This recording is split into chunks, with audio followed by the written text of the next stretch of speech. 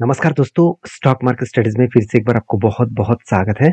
तो आज मैं फिर से आपके सामने कुछ इंपॉर्टेंट कंपनी का अपडेट शेयर करने वाला हूं, तो वीडियो को पूरा लास्ट तक देखिएगा। और अभी तक अपने चैनल को सब्सक्राइब नहीं किया तो जरूर कर लीजिएगा। कंटिन्यूसली इन्फॉर्मेशन और अपडेट्स पाने के लिए चैनल के ऊपर बने रहिएगा। तो चलो देख लेते हैं कौन सा कंपनी है इस वीडियो के अंदर। फर्स्ट जो कंपनी है जिसके बारे में चर्चा करूँ, उसका नाम के बारे में बता दूं। उसका नाम कौन सा है? उसका नाम है इन्फो एज। तो आप यहाँ पे देखेंगे तो इन्फो एज के बारे में आज यहाँ पे बात करने वाला हूँ। तो इन्फो एज कोई छोटा मोटा कंपनी नहीं है। इंडिया के सबसे बड़े और एक ऑनलाइन प्लेटफॉर्म कंपनी है, जो ऑनलाइन के माध्यम से आपको देखा जाए तो जितने सारे आप naukri.com से लेकर मतलब आप जॉब पाना चाहते हैं उसका भी इसी कंपनी वेबसाइट को मेंटेन करता है। साथ ही साथ 99acre.com मतलब आपको कोई जमीन और कोई भी रियलिस्टिक खरीदारी करना है तो वो भी ऑनलाइन के माध्यम से ही कंपनी आपको सर्विसेज देंगे। उसके साथ साथ जीवन साथी .com वो भी इसी कंपनी की वेबसाइट है। शिक्षा.com इसी का कंपनी की वेबसाइट है। तो मतलब कंपनी ऑनलाइन प्लेटफॉर्म के माध्यम से ही कस्टमर को सर्विसेज देते हैं, कस्टमर को प्रोडक्ट बेचते हैं और वहाँ से कंपनी रेवेन्यू जनरेट करते हैं। तो कंपनी की फिलहाल की जो सिचुएशन है, तो मुझे बहुत सारे दोस्तों ने कमेंट किया, सर कंपनी के ऊपर लगातार गिरावट का माहौल क्यों है? इसके पीछे दो मेन रीजन है, वो रीजन मैं आपके साथ शेयर करूंगा। पहली बात कंपनी देखिए, क्वार्टरली जो रिजल्ट है वो सेल्स तो ज्यादा हुआ मगर कंपनी के एक्सपेंस ज्यादा होने के कारण नेट प्रॉफिटेबिलिटी जो है वो उतना ज्यादा ग्रोथ नहीं हुआ। क्योंकि पिछली बार 240 करोड़ का प्रॉफिट था, इस बार 119 करोड़ बन चुके हैं। मतलब प्रॉफिट जो है वो कम हो चुके हैं, पहली बात। दूसरी बात क्या है? दूसरी बात यह है कि कंपनीज के ऊपर जो वैल्यूएशन है वो वैल्यूएशन बहुत हाई है, क्योंकि इसका पी रेशियो 322 है और कंपनी का current P ratio industries P ratio कितना है? 32 है। मतलब कंपनी का 10 गुना, इंडस्ट्रीज पी रेशियो से भी 10 गुना ज्यादा कंपनी का पी रेशियो है। मतलब वैल्यूएशन बहुत हाई है। तो कितना हाई है, मैं एक बार आपको पी रेशियो के हिसाब से बात करूं तो बहुत सारे लोग मुझे कहेंगे कि सर एक टाइम पी रेशियो तो 3400 था, आज के जो पी रेशियो है उससे भी 10 गुना ज्यादा था। तो आप पी रेशियो को क्यों वैल्यूएशन के हिसाब से हाई बोल रहे हैं? क्योंकि इसका एवरेज पी रेशियो 120 है और कंपनी अभी चल रहा है कितना, 300 के आसपास। तो उस बेसिस में मैं आपको वैल्यूएशन हाई बता रहा हूँ। क्योंकि अगर मीडियम पी रेशियो 120 नहीं 300 के आसपास होता तो मान लेता। तो कहने का मतलब है कि सारे सिचुएशन को समझते हुए मैं एक ही बात कहूंगा कि कंपनी का वैल्यूएशन ज्यादा है, जिसके चलते कंपनी के ऊपर एक प्रेशराइज बनता हुआ देखने को मिले। बाकी देखिए, company almost debt free company है। कंपनी के जो वीकनेस पॉइंट है वो क्या है? बुक वैल्यू के 3 गुना ऊपर कंपनी ट्रेड कर रहा है और कंपनी के देखिए रिटर्न ऑफ इक्विटी जो 7.72% हो चुके हैं लास्ट 3 ईयर्स में। मतलब कंपनी का ग्रोथ अभी थोड़ा सा कम हुआ है। तो इसी बेसिस में कंपनी के जो बैलेंस शीट है उसको देखेंगे तो कंपनी के पास कोई भी कर्जा नहीं है, ना के बराबर कर्जा है।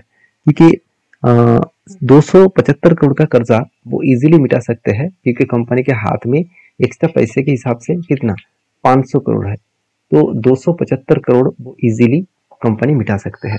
तो इस बात को सामने देखते हुए मैं जरूर कहूंगा कंपनी के जो फ्यूचर विजन है वो धीरे धीरे करके फिर से अपकमिंग 10 में देखने को मिल सकता है। तो naukri.com के जो टेक्निकली चार्ट पैटर्न है उसके ऊपर मैंने एक टेल लिया जो कुछ इस तरीके से बना, शोल्डर कम शोल्डर, उसके बाद बिग हेड बना, उसके बाद शोल्डर बना और फाइनली क्या हुआ, यहाँ पे ब्रेकआउट हुआ और ब्रेकआउट कंफर्मेशन होने के बाद यहाँ पे रिटेस्ट किया।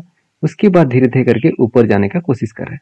तो जो पैटर्न क्रिएट हुआ उस पैटर्न के बेसिस में देखा जाए तो कंपनी का जो टारगेट है इस लेवल तक अगर टारगेट को अचीव करे तो 31% के आसपास टारगेट मिलने का चांसेस है। और सबसे बड़ी बात है, कंपनी का जो टारगेट है वो लाइफ टाइम हाई के नीचे बन रहा है, तो पॉसिबिलिटी ज्यादा है वो टारगेट को अचीव करेंगे। देखिए कंपनी का इस बार क्वार्टरली रिजल्ट खराब हुआ तो क्या हुआ, कंपनी कंटिन्यूसली एक रेंज को वो मेंटेन कर रहा है।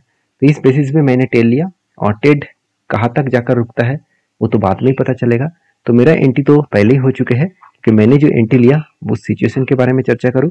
आप देखेंगे तो यहाँ पे ब्रेकआउट हुआ और उसके बाद नेक्स्ट कैंडल ने ब्रेकआउट कंफर्मेशन किया।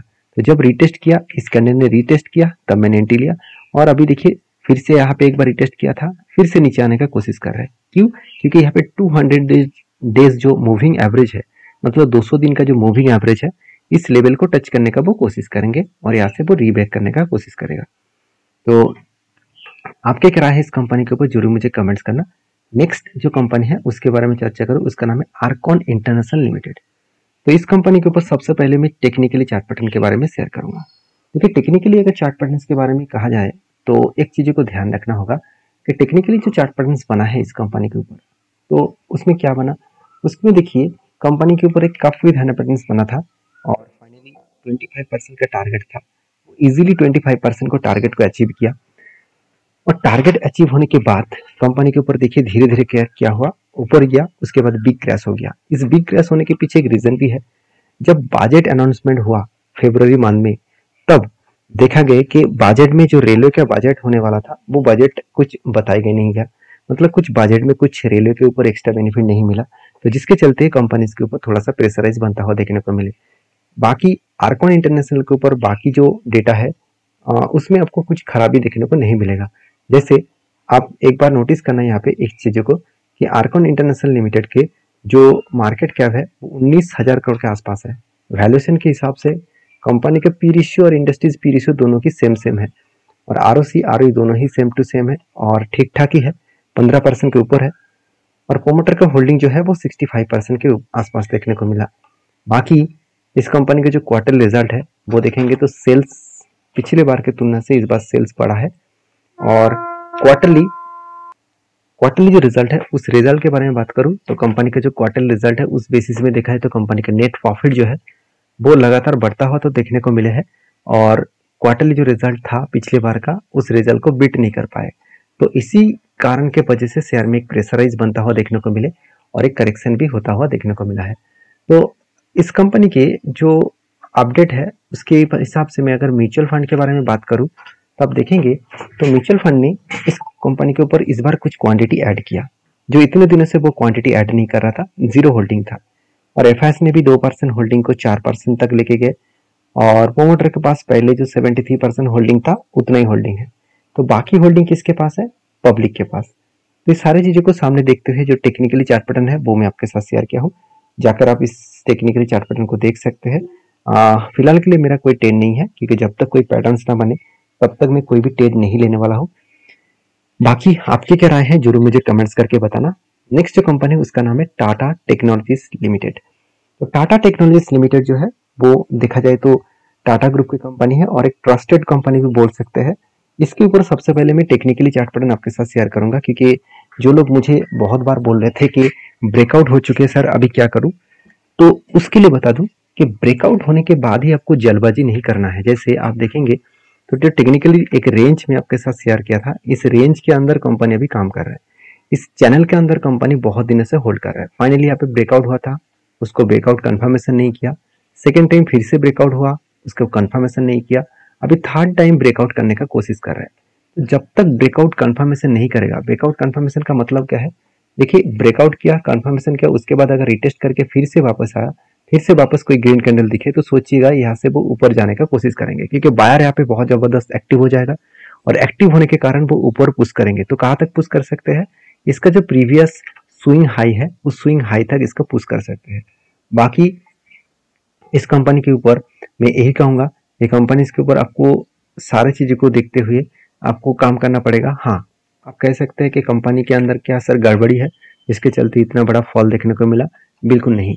कंपनी के अंदर कोई भी गड़बड़ी नहीं है, कंपनी के अंदर एक प्रॉब्लम है, वो प्रॉब्लम है कंपनी जब से स्टार्ट हुआ तब अच्छा खासा डबल के ऊपर लिस्टिंग इन देखने को मिला था।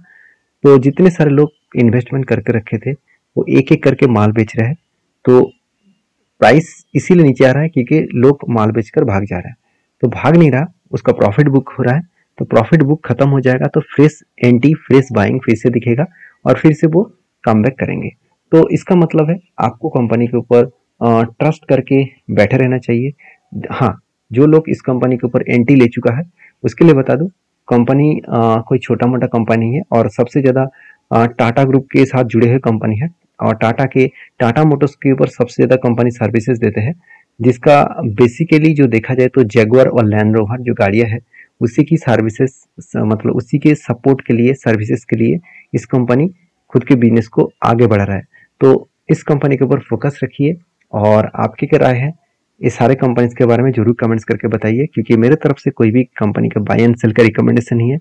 अगर काम करना है तो सारी चीज़ों को सोच कर समझ कर काम करना पड़ेगा। तो बाकी मिलते हैं नेक्स्ट वीडियो में, तब तक के लिए धन्यवाद।